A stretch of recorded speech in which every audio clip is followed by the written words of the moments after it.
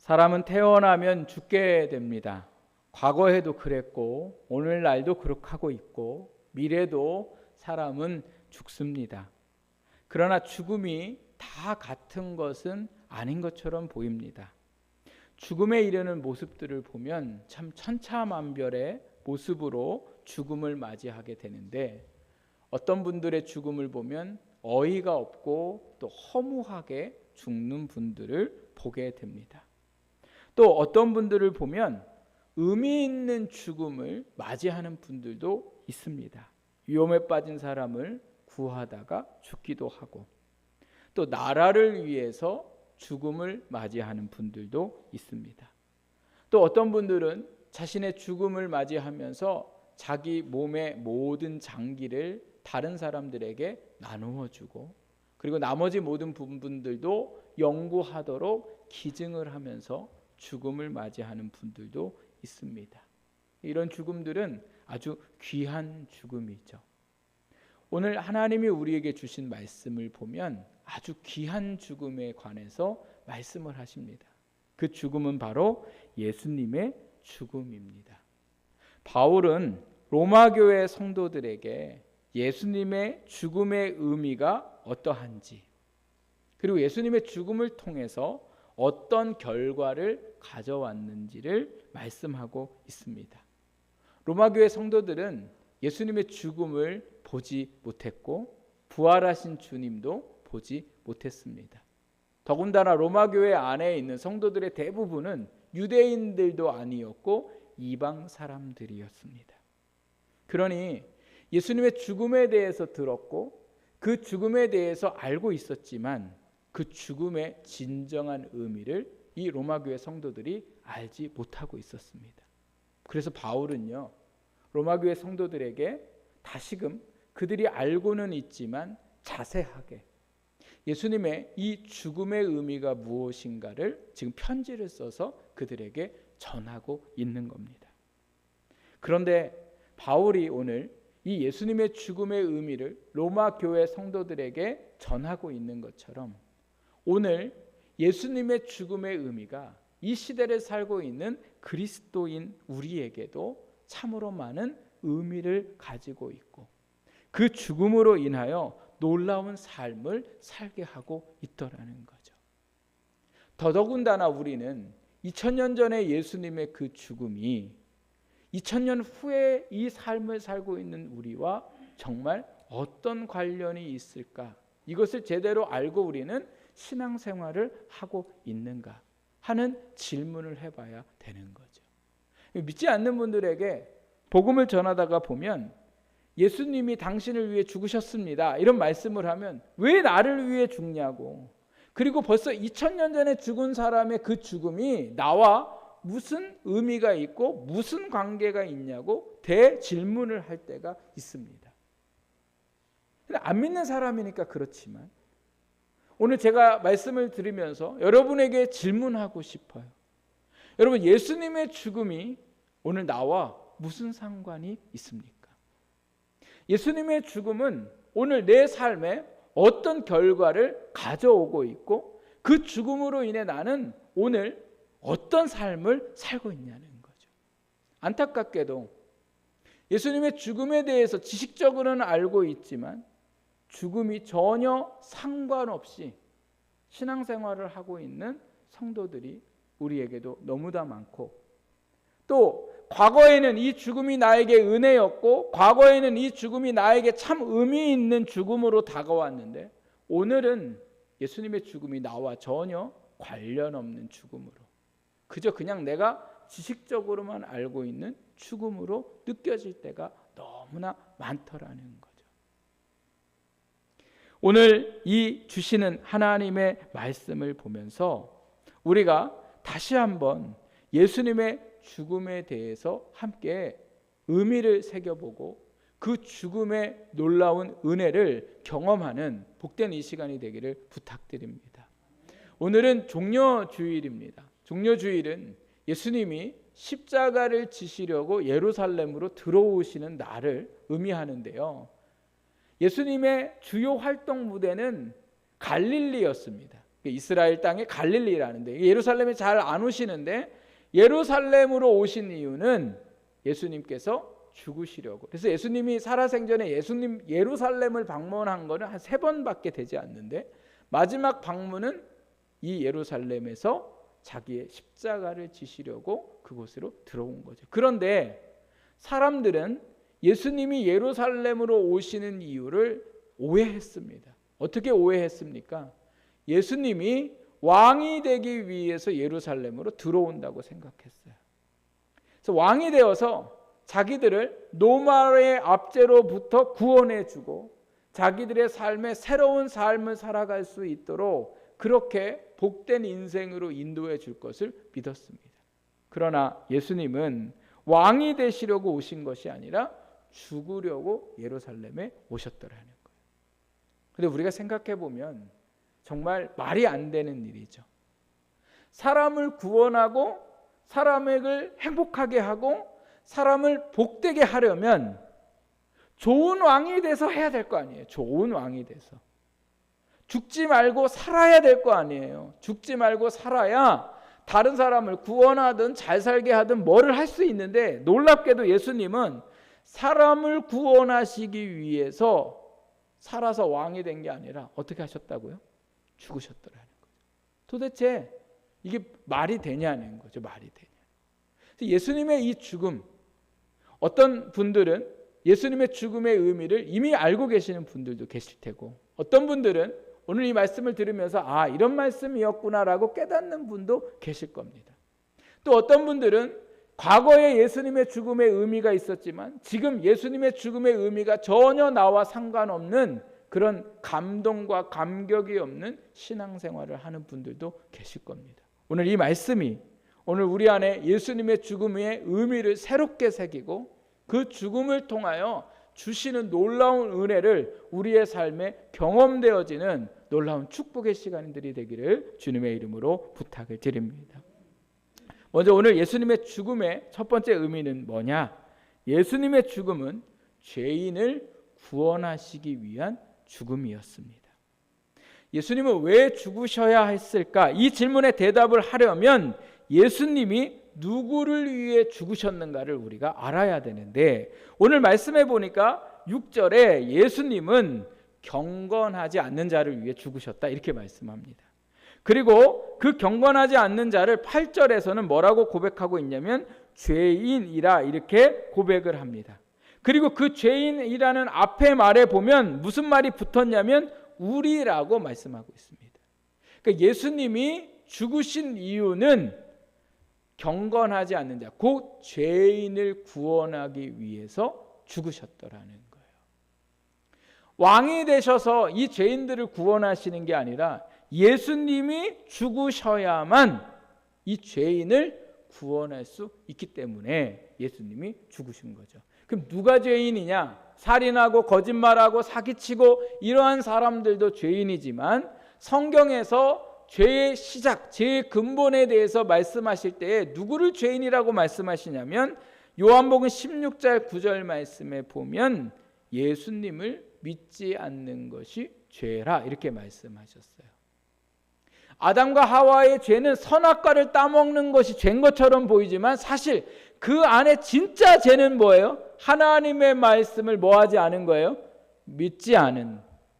믿지 않는 것이 죄인이었고 죄고 그 죄인의 결국은 뭐예요? 죽음이더라는 거죠. 그 죄인은 결국은 죽음에 이르게 되는데 사람을 이 죽음에서 살릴 방법은 구약 성경 말씀에 보니까 자신의 죄를 짐승에게 전가시키고 그 짐승을 대신 죽여서 그 죄인이 죽어야 하는 것을 대신하게 하더라는 거죠. 근데 여러분 여기서 제일 중요한 게 뭐냐면 이 짐승을 잡을 때 어떤 짐승을 잡아야 하냐는 거예요. 어떤 짐승이에요? 흠없는 짐승이에요. 흠이 있으면 안 돼요. 왜요? 지금 죄인이 죽어야 되는데 죄가 많아서 흠이 너무 많은데 이 죄를 대신할 짐승은 뭐가 있으면 안 돼요? 흠이 있으면 안 돼요. 그래서 짐승이 흠이 없는 짐승을 드려야 그 죄인을 대신할 수 있는 거죠. 그러나 아무리 짐승을 통해서 죄인을 대신해도 더 이상 그 죄인의 삶이 달라지지 않고 그러한 삶을 살아갈 때에 결국 하나님께서 택하신 방법이 뭐예요? 죄인인 우리를 살리시려고 예수님을 우리 대신해서 죽이셨다는 거예요. 여러분 7절 말씀 우리 보면요, 뭐라고 얘기하시냐면 의인을 위하여 죽는 자가 쉽지 않고 선인을 위하여 용감히 죽는 자가 혹 있거니와. 이 세상을 돌아보니까 사람이 죽을 때에 의로운 사람 때문에 죽는 사람도 있더라는 거예요. 또 선한 사람을 위해서 죽는 사람도 있긴 있는데 그렇게 많지는 않고 아주 간혹 있다는 거예요. 그러나 죄인을 대신해서 죽는 사람은 없다라는 말씀을 지금 하고 있는 거예요. 왜 죄인을 대신해서 죽는 사람은 없을까? 죄인을 대신해서 죽는 사람은 없다라는 그 말의 의미보다는요, 이 말이 더 옳은 거죠. 죄인을 위해서 대신 죽을 사람이 없다. 왜 죄인을 대신해서 죽을 사람이 없을까요? 인간은 모두 다 뭐 하기 때문에 그래요? 죄인이기 때문에 그래요. 그래서 아무리 내가 저 죄인을 위해서 내가 대신 죽겠습니다라고 얘기해도 그 인간이 죄인이기에 죄인을 대신할 수 없다는 거죠. 그럼 죽어야 할 죄인을 대신할 수 있는 사람은 오직 누구만 죄인을 대신할 수 있어요? 죄가 없는 사람. 그 사람이 누구예요? 예수님이셨다는 거예요.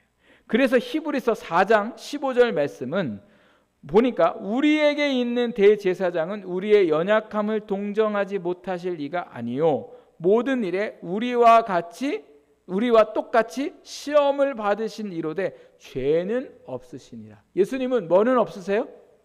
죄는 없으셨다는 거예요. 인간이 경험해야 할 모든 희로애락을 경험하셨지만 그 희로애락을 경험하시는 가운데에 인간처럼 교만하거나 나태하거나 또 음란하거나 이러한 삶을 살지 않으신 분은 예수님밖에 없으셨더라는 거죠. 그래서 예수님이 죄인된 우리를 대신하여 죽으시고 예수님의 죽으심을 통해서 우리가 이제는 뭐예요? 죽은 삶이 아니라 어떤 삶을 살게 돼요? 구원받아서 영생하는 삶을 살게 되었더라는 거죠. 사람이 제일 두려워하는 게 뭡니까? 죽음이죠. 죽음. 제가 어제 저희 장모님하고 이제 얘기를 나누는 중에 요즘에 이제 어디 가셔서 이제 교육을 받으시는데 그런 말씀을 하세요. 연명치료에 대해서 말씀해 주시더라고요. 연명치료. 우리가 연명치료가 이제 막 우리 스스로 자신도 없고 이제 우리가 이제 죽을 때가 되었을 때에 말하자면 연명치료는 이제 뭐 산소호흡기를 끼거나 아니면 이 목주 여기 목에 여기에 구멍을 내서 호흡할 수 있는 그런 치료들을 안 받겠다. 이거를 이제 미리 저희가 써놓으면 그때 이제는 연명치료를 병원에서 안 하게 되는데 그래서 이제 건강하고 정신이 있을 때에 연명치료를 안 받겠다고 이제 보건소에나 가나 뭐 이렇게 갖고 이제 이게 사인을 하는 게 있다는 거예요. 그런데 막상 그 마음으로 나는 이제 그래 살 만큼 살고 또 하나님이 데려가실 때 됐으면 나는 이제 그냥 부르신 대로 가야지 무슨 연명치료야 자식들 고생시키고 이제 이런 마음으로 보건소에 간다는 거예요. 사인하러. 그럼 또 혼자 안 간대요. 같이 가자고 해가지고 같이 가서 결국은 어떻게 하냐면 먼저 사인하라고 그런답니다. 먼저 사인하라고. 내가 당신 하면 할 테니까 먼저 사인하라고. 그리고 결국은 가서 놀랍게도요. 많은 사람이 가서 많은 사람이 그냥 사인 안 하고 돌아온다는 거예요. 이 의미가 뭐예요? 죽기 싫은 거예요. 이렇게 죽기 싫어하는 이유가 어디에 있을까? 죽음의 문제가 해결되지 않았기 때문에 그래요. 제가 목회를 하면서 예수님을 믿고 죽는 분하고 예수님을 믿지 않으면서 죽는 분하고 정말 엄청나게 그 죽음을 맞이하는 순간이 다른 것을 보게 돼요. 예수님을 정말 믿고 내가 죽음에서 이 죽고 나서 하나님의 나라의 구원을 받는다고 믿는 분들은 죽음을 두려워하지 않으세요. 받아들이세요. 그런데 하나님을 모르고 구원에 대해서 모르는 그 사람들은 이 죽음을 두려워해요. 그래서 잠시 눈을 깜빡이는 순간도 어떻게든 내가 안 깜빡이려고 하더라는 거죠. 왜? 죽을까 봐. 여러분, 이게 죽는 게 우리에게 참 무서운 일인 거죠. 죽고 싶지 않은 거죠. 그 이유는 죽음의 문제를 해결하지 못했기 때문에 그래요. 그러나 오늘 예수님이 우리를 이 죽음의 문제에서 구원하셨음을 믿는 우리가 될 때에 오늘 우리가 어떻게 될까요? 죽음을 잘 받아들이고 영생하는 삶을 살게 되는 줄 믿습니다. 무엇이 우리를 이렇게 만든다고요? 예수님이 우리를 대신해서 죽으신 죽음이 죽음에서 자유함을 누리게 하더라는 거죠. 또한 우리가 죽음을 맞이할 때까지의 그 삶을 보면 어떤 사람은 육체로 살아는 있지만 죽은 것 같은 삶을 살고 있더라는 거예요. 그 죽은 것 같은 삶이 어떤 삶입니까? 불안하고 두렵고 그리고 늘 사람들에게 보이기 위한 삶을 살고 나서는 괴롭고 힘들고 이게 살아있으나 뭐예요? 죽은 삶이죠. 마음이 다 죽어있고 정신이 다 죽어있고 건강하지 못한 죽음의 삶을 살고 있는 거죠. 미워하고 시기하고 질투하고 음란하고 마음의 생각과 행동은 전혀 다른 모습들을 보면서 스스로 자책하고 이러한 삶을 사도 바울은 로마서 7장 24절에 이렇게 고백해요. 오호라 나는 공고한 사람이로다. 이 사망의 몸에서 누가 나를 건져내랴. 여러분 바울이 자기의 몸을 무슨 몸이라고 불렀어요? 사망의 몸이라는 거예요. 사망의 몸. 왜요? 육체의 더러운 생각과 욕망들이 자기 안에 늘 가득해 있음을 바울이 깨달았기 때문에 그래요. 그래서 걸어다니고 눈 뜨고 있고 밥도 먹고 살아있는 육체지만 그의 몸을 사망의 몸이라 불렀더라는 거예요. 이 사망의 몸에서 누구도 건져낼 수 없음을 고백해요. 돈도 술도 친구도 여행도 영화도 의사도 약도 이 사망에서 구원할 수 없다고 얘기합니다. 그리고 이 로마서 7장 24절이 끝나고 난 후에 8장 말씀에 가보면 예수 그리스도가 우리를 이 사망의 몸에서 구원함을 고백하고 있는 것을 볼 수가 있습니다. 그러므로 여러분 오늘 예수님의 죽으심이 우리에게 어떤 의미입니까? 우리를 우리의 삶에서 구원하시는 놀라운 능력인 줄 믿습니다. 예수님의 이 죽으심이 오늘 우리가 육체의 죽음을 맞이하고 저 하나님의 나라에 영생하는 구원의 은혜임을 믿습니다. 그래서 이 죽으심이 오늘 우리의 삶에 사망의 몸에 갇혀 있는 것이 아니라 그 안에 살아 숨쉬고 역사하는 매일매일의 삶에 예수님의 죽으심을 통하여 우리가 새로워지고 생명을 얻는 삶을 살게 되었음을 믿고 그 은혜를 누리며 살아가는 저와 여러분이 되기를 주님의 이름으로 축복합니다. 오늘 오후 예배에 이제 함께 우리가 볼 그 영상에 나오는 주인공이 이관영 작가라는 분입니다. 제가 지난번에도 한번 말씀드렸는데요. 아버지가 어려서부터 계속 폭력을 행하셨고 그러다 보니까 학교에 가서 늘 주눅 들어서 살아갔어요. 그래서 학교에서 반 아이들이 계속 괴롭힘을 해요. 그러다 보니까 어떤 병에 걸렸냐면 조현병이 걸렸어요. 조현병. 정신이 이렇게 분열되기도 하고 자꾸 과거에 집착하는 삶을 사니까 모든 아이들이 자기를 욕하고 뒤에서 흉보고 자기에 대해서 말한다는 자꾸 이런 환상과 착각에 놓여 있으니까 제정신으로 살 수가 없는. 그러니까 막 멀쩡한 사람처럼 보이지만 다른 사람한테 화내고 너 왜 나를 욕했냐고 이렇게 얘기하고 다른 사람이 볼 때에는 함께 할 수가 없는 거예요. 근데 이분이요. 몸이 무슨 몸이 돼버린 거예요? 사망의 몸에 이르게 된 거죠. 근데 이분이 예수님을 만나고 살아났어요.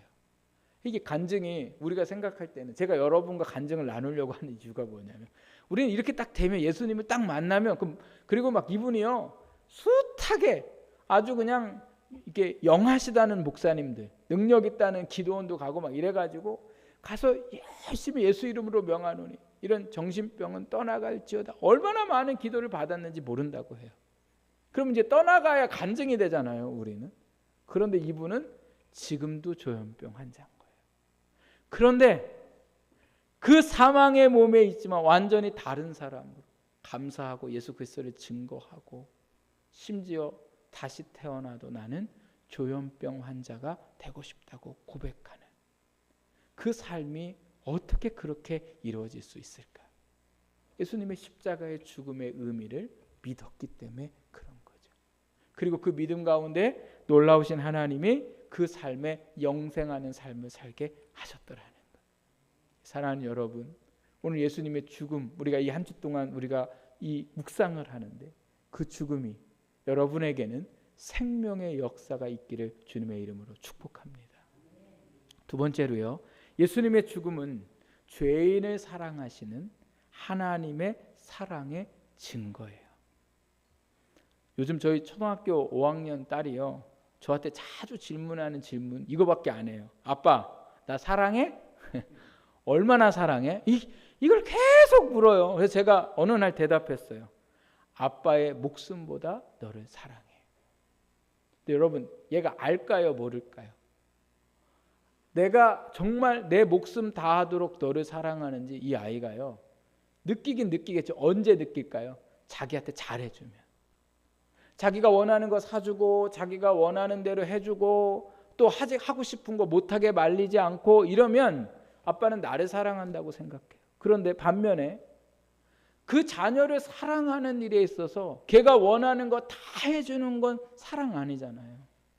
때로는 그 아이를 너무 사랑해서 혼내야 될 때도 있고, 때로는 그 아이가 그렇게 하고 싶은 것도 그 아이를 사랑함으로 뭐예요? 하지 못하게 할 때가 있는 거죠. 이때는 안 사랑하는 거죠, 아빠가.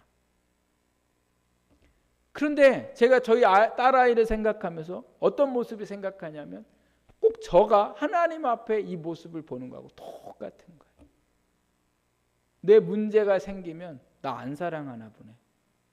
내가 그렇게 작정하고 기도하고 금식하며 기도했는데 기도에 응답이 없어. 하나님, 나 안 사랑하는 거죠. 나는 이제 신앙생활 똑바로 안 할 거예요. 그러니까 하나님의 사랑을 뭘로 느끼는 거예요?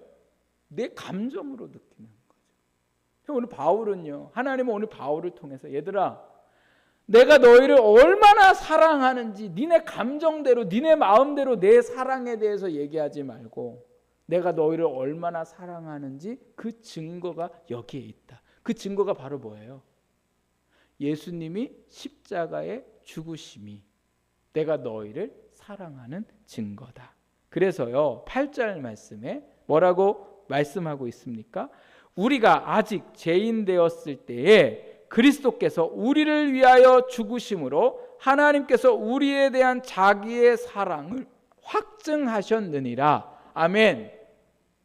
예수님의 죽으심이 하나님이 우리를 사랑하시는 사랑의 증거다, 이렇게 말씀하시는 거예요. 여러분, 이렇게 증거라고 말씀하셨잖아요. 말씀에 내가 이렇게 너희를 사랑하는 증거야. 그러니 니네 감정, 니네 기분, 이거에 따라 뭐를 믿고 안 믿고가 아니라, 어떠한 성령의 역사로 인해서 내가 이걸 믿고 안 믿고가 아니라, 내가 이미 예수 그리스도를 죽였고 내 아들을 죽였고 내 아들을 죽인 증거를 이 성경에 기록했으니 너희는 이 성경 말씀을 읽으면서 내가 너희를 사랑하는 것을 너희가 뭐예요? 알아라, 믿어라. 그랬을 때에 그 사랑의 역사가 우리 가운데 일어나더라는 거예요. 날 좀 사랑하면 나한테 사랑의 증거를 좀 보여주십시오. 좀 나한테 이게 감동이 되게 하든가, 좀 나한테 뭐가 좀 되게 하든가, 좀 나한테 좀 어떻게 확 좀 이렇게 나한테 좀 증거를 주십시오. 하나님이 정말 답답하신 거죠.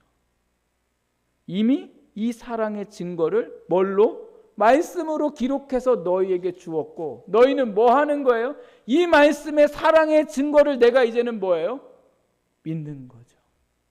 그러면 어떤 일들이 일어나는가? 여러분, 로마서 8장 31절에서 32절 말씀 한번 볼까요? 로마서 8장 31절에서 32절 우리 같이 읽겠습니다. 시작. 그런즉 이 일에 대하여 우리가 무슨 말을 하리요? 만일 하나님이 우리를 위하시면 누가 우리를 대적하리요? 자기의 아들을 아끼지 아니하시고 우리 모든 사람을 위하여 내주시니가 어찌 그 아들과 함께 모든 것을 우리에게 주시지 아니하겠느냐? 아멘. 이 증거를 보여주셨어요. 말씀에 기록하셨어요. 그리고 하나님이 우리를 너무 사랑하셔서 자기가 너무 사랑하는 그 아들을 내어주신 그 하나님이 왜 우리의 삶의 문제를 해결해 주시지 않겠냐는 거예요. 더 이상 어떻게 증거하냐는 거예요. 그리고 하나님이 이렇게 하실 것을 너희는 뭐라는 거예요? 믿으라는 거죠. 제가 오미크론에 감염됐잖아요. 감염이 됐는데, 기사를 보니까요, 이 오미크론에 감염된 사람, 그리고 이렇게 감염됐다가 난 사람은요, 이게 백신을 더 맞는 것보다 항체가 생겨서 이게 잘 감염되지 않는다고 얘기해요. 더군다나 3차 그 백신을 맞고 감염된 사람은 슈퍼 항체를 가졌다는 거예요. 여러분, 제가 이거를 알아요, 몰라요? 이게 몸에 보여요, 안 보여요? 항체가 지금 제 안에 슈퍼 항체가 있대. 슈퍼 항체가. 근데 이 사실을 제가 어떻게 알아요?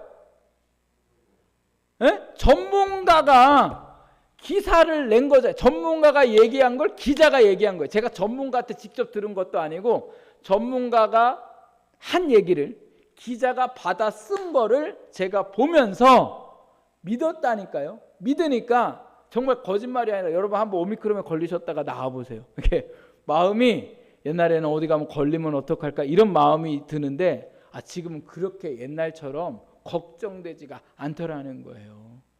도대체 이 믿지 못할 이 항체, 보이지도 않는 항체가 도대체 어떻게 나한테 있다고 믿어요?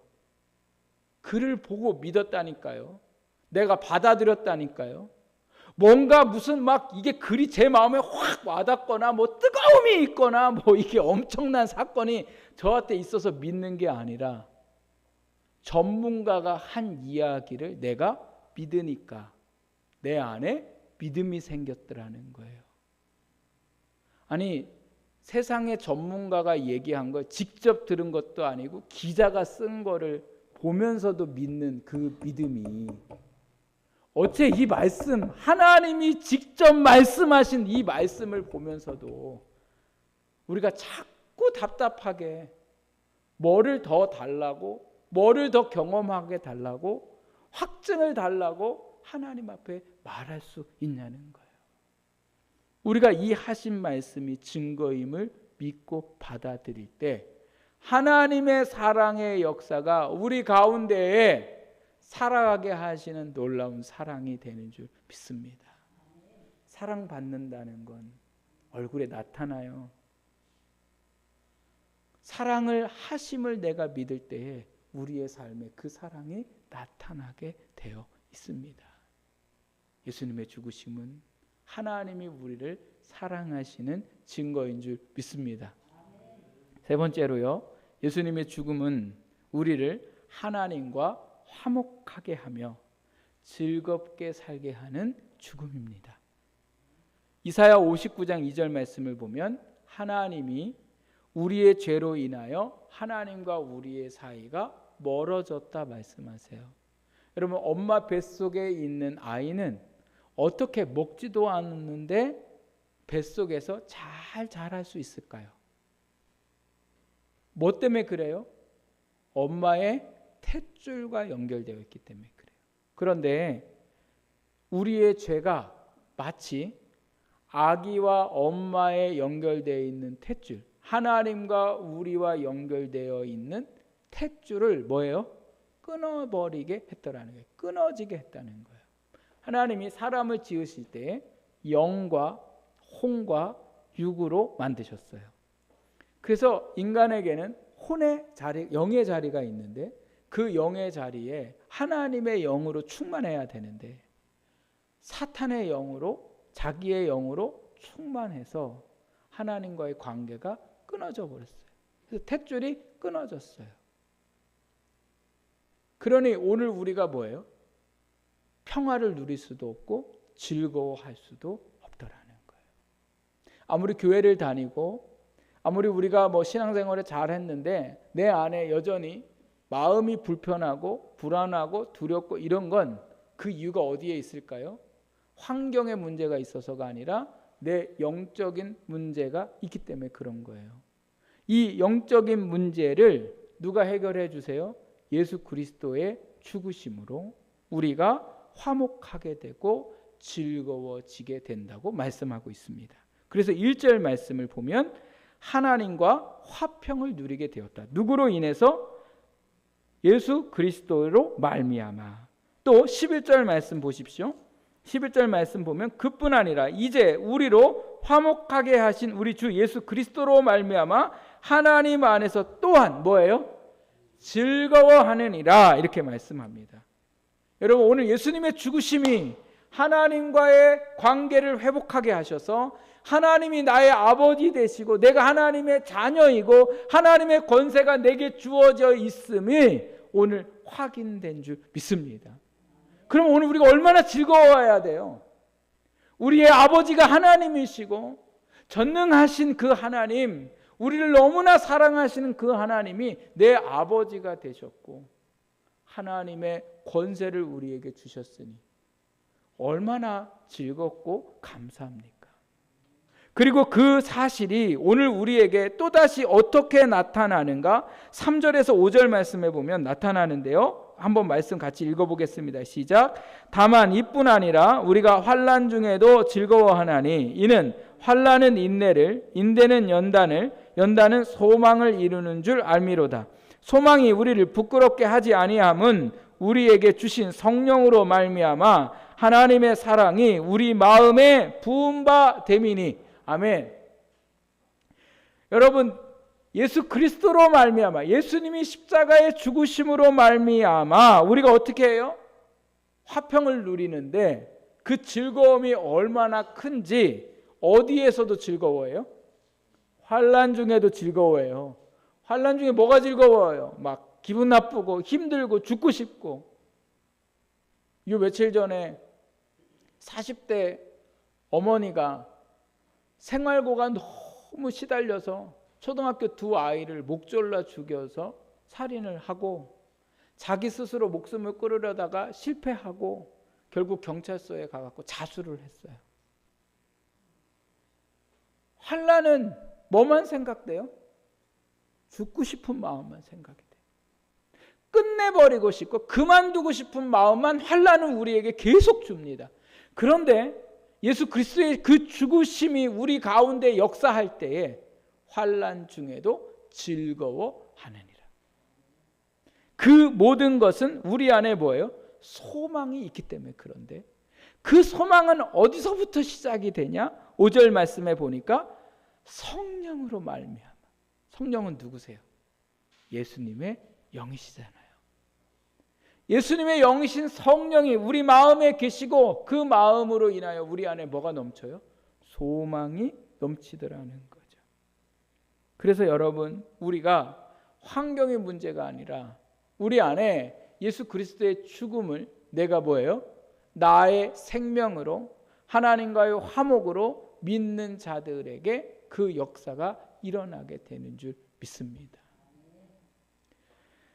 오늘 이 모든 예수님의 죽음의 역사, 예수님의 죽음의 역사는 뭐라고 제가 말씀드렸어요? 첫 번째는 예수님의 죽음은 죄인을 구원하시고 예수님의 죽음은 이 죄인된 우리를 사랑하시는 하나님의 증거이고 예수님의 죽음은 우리를 환난 중에서도 즐거워하게 하시는 역사다. 근데 이 세 가지의 죽음의 역사가 우리 가운데 일어날 때 꼭 있어야 할 것. 만약에 오늘 제가 이 말씀드린 이 세 가지가 우리의 삶에 전혀 일어나고 있지 않고 오늘 예배의 자리에 오기까지 내가 오늘 이 은혜를 누리지 못했다면 오늘 우리가 이 은혜를 누릴 수 있는 단 한 가지, 그것은 어떠한 노력이 아니라 오늘 1절, 2절 말씀에 보면 두 번이나 반복하고 있는 게 있습니다. 그게 바로 뭐냐면 그러므로 우리가 믿음으로 의롭다 하심을 받았으니 2절 또한 그로 말미암아 우리가 믿음으로써 있는 이 은혜에 들어감을 얻었으며 여러분 이 은혜를 누릴 수 있고 이 은혜에 들어갈 수 있는 건 우리의 어떤 노력이 아니에요. 어떤 행위로 수고로 우리가 열심히 뭐를 해서가 아니라 뭐예요? 이 죽으심을 내가 믿음으로 받아들임으로 이 은혜를 누리고 죽음의 놀라운 역사를 우리가 누리는 그러한 일들이 일어나게 되는 것을 말씀하고 있습니다. 내가 오늘 왜 이 세 가지의 마음이 내게 없을까? 다시 우리의 믿음을 점검하십시오. 그리고 그 믿음을 달라고 기도하시고 연약한 믿음을 놓고 구하시고 그리고 이 말씀이 내게 이루어질 줄 믿고 믿음으로 고백하십시오. 그러면 오늘 하나님의 놀라우신 사랑을 알고 오늘 우리의 이 지옥 같은 삶에서 우리를 구원하시는 생명의 역사를 누리고 그리고 환난 중에서도 즐거워하는 일들이 일어나게 될 줄 믿습니다. 얼마 전에 어느 권사님을 만났습니다. 남편이 신앙생활을 하는데 술을 못 끊어요. 아주 그냥 결혼해서부터 이 술 때문에 갈등을 일으키고 싸우고 뭐 달래보고 뭐 이래도 이게 도저히 안 돼. 뭐 젊어서는 좀 그러려니 해도 신앙생활을 그렇게 오래 하고 이젠 좀 나이도 먹고 뭐 이렇게 됐으면 좀 바뀌어야 되는데 안 바뀌는 거예요. 그러니까 늘 예수님 앞에 기도해도 이게 좀 안 되고 또 그 화내는 자신을 보면 실망하고 낙심하고 근데 어느 날 또 남편이 친구를 만난다 나간다고 하기에 이 권사님이 달래는 거죠. 여보 오늘은 제발 그냥 들어오라고 술 마시지 말고. 그래 또 이 남편분이 또 안 지고 조금만 먹고 올게. 조금만 먹고 올게. 그래서 나갔다가 조금만 먹고 와야 되는데 인사불성이 돼가지고 어떻게 찾아왔는지 알 수 없을 정도로 집에 와가지고 이제 앉아 있는 거죠. 다른 때 같으면 막 화가 나고 막 마음이 답답하고 막 어떻게 할 줄을 몰라 했는데 놀랍게도 그 남편이 불쌍해 보이고 사랑스러워 보이고 이렇게 하더라는 거예요. 도대체 이 권사님에게 무슨 변화가 있었을까? 예수님의 십자가의 그 사랑을 알고 믿고 깨달아지니까 원수 같은 남편이 원수가 아니라 사랑스럽고 불쌍한 남편이고 또 자기가 지금까지 고쳐보려고 해도 안 됐던 그 모든 것을 하나님이 그 사람에게 역사하실 것이 믿어지니까 즉 오늘 말씀에 이르면 소망이 내 안에 성령님이 생기게 하시니까 저 인간 저러다가 그냥 인생 끝나겠지 이런 마음이 아니라 나는 못했지만 성령님이 하나님이 그 안에 역사하시겠지라는 믿음이 생기니까요. 그 미움과 원망은 사라지고 마음에 평화가 임하더라는 거예요. 예수님의 십자가의 죽음은 2000년 전의 일이 아니라 오늘도 그 죽음을 믿는 우리에게도 동일하게 역사하시는 줄 믿습니다. 이 한 주 동안도 그 십자가의 죽음의 은혜가 저와 여러분의 삶 가운데 충만하기를 주님의 이름으로 축복합니다.